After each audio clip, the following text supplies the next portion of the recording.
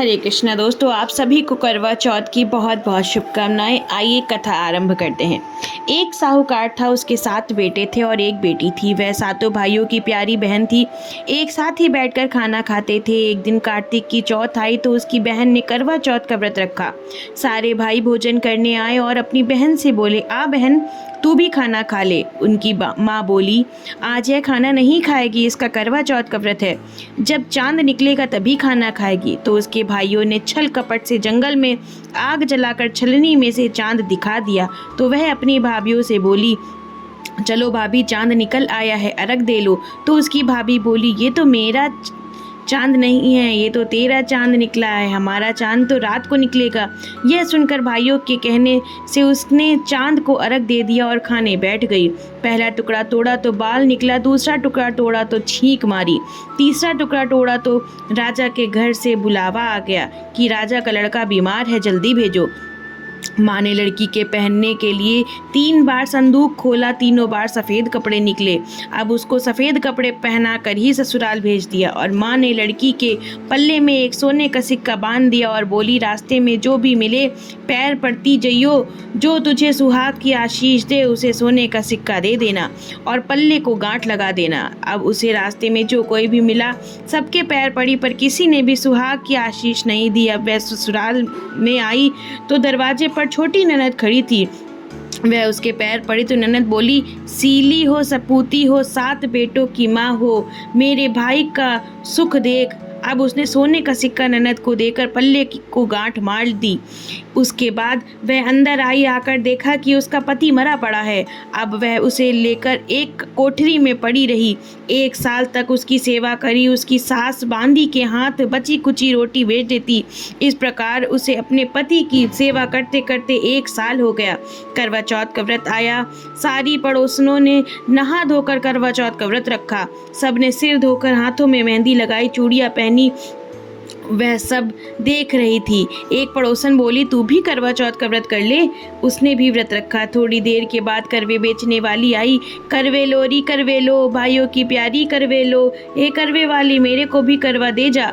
वह कहने लगी, मेरी दूसरी बहन आएगी, वो तेरे को करवा देगी। दूसरी बहन आई, करवे ले लो री, करवे ले लो, भाइयों की प्यारी करवे ले लो, ए करवे वाली, मेरे को भी करवे दे जा। तो वह बोली, मेरी तीसरी बहन आएगी तो वो करवा देगी। इस तरह 5 बहन आकर चली गई, पर किसी ने भी करवे नहीं दिए। फिर छठी बहन आई और बोली, मेरी 7वीं बहन आएगी, वह तुझे करवा देगी, बस तू सारे रास्ते में कांटे बिखेर कर रख देना। जब वह खूब चिल्लाती हुई आएगी तो उसके पैर में कांटा चुभ जाएगा, तब तू सुई लेकर बैठ जाना और उसका पैर पकड़कर छोड़ना मत, और उसके पैर का कांटा निकाल देना तो वह तेरे को आशीर्वाद देगी। भाई जियो, साईं जियो। जब वह तुझे आशीर्वाद देगी तो तुम मुझसे करवे मांग लेना, तब वह तुझे करवे देकर जाएगी। फिर तू अजमन करना, जिससे तेरा पति अच्छा हो जाएगा। अब उसने वैसा ही किया, सारे रास्ते में कांटे बिछा दिए। अब वो करवे लेकर खूब चिल्लाती हुई आई तो उसके पैर में कांटा चुभ गया। उसने उसका पैर पकड़कर छोड़ा नहीं और कांटा निकाल दिया। तो उसने आशीर्वाद दिया। तब वह बोली, जब तूने मुझे आशीर्वाद दिया ही है तो करवे भी देकर जा। तो वह बोली, तूने तो मुझे ठग लिया। यह कहकर उसने उसे करवे दे दिए। अब करवे लेकर उसने अजमन की तैयारी की, व्रत रखा। राजा का लड़का ठीक हो गया और बोला, मैं बहुत सोया। वह बोली, सोए नहीं, 12 महीने हो गए हैं तेरी सेवा करते करते। फिर उसने चौथ माता का अजमन अच्छी तरह से किया। अब उसने चौथ माता की कहानी सुनी और अजमन करा। अब वह दोनों चौपड़ खेलने लग गए। इतने में उसकी बांदी तेल की पली और गुड़ की डली लेकर आ गई। दोनों को खेलती देखकर सासू से जाकर बोली, महलों में खूब रौनक है, तेरी बहू चौपड़ सार खेल रही है। इतनी सुनकर सासू देखने को आई। दोनों को देखकर बहुत खुश हो गई। बहू ने सास के पैर दबाए और सासू बोली, बहू सच सच बता, तूने ऐसा क्या किया। उसने सारा हाल अपनी सासू को बताया। तो राजा ने सारे शहर में ढिंढोरा पिटवाया कि अपने पति की जीवन रक्षा के लिए सब बहनें करवा चौथ का व्रत रखें। पहले करवे को अपने पिहर में जाकर अजमन करें। हे चौथ माता, जैसे राजा के लड़के को जीवन दान दिया है वैसे ही सब किसी को देना।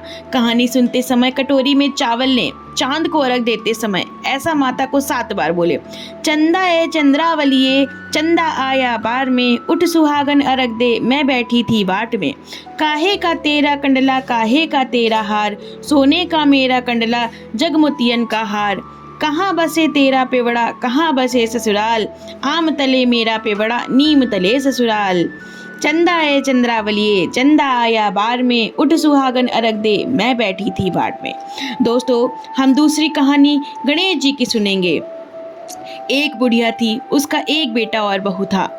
वह बहुत गरीब थे। बुढ़िया माई हर रोज गणेश जी की पूजा करती थी। गणेश जी हर रोज बुढ़िया से कहते, बुढ़िया माई कुछ मांग ले। बुढ़िया कहती, मैं क्या मांगू? तो गणेश जी बोले, अपने बेटे से पूछ ले। तो बेटा बोला, माँ धन मांग ले।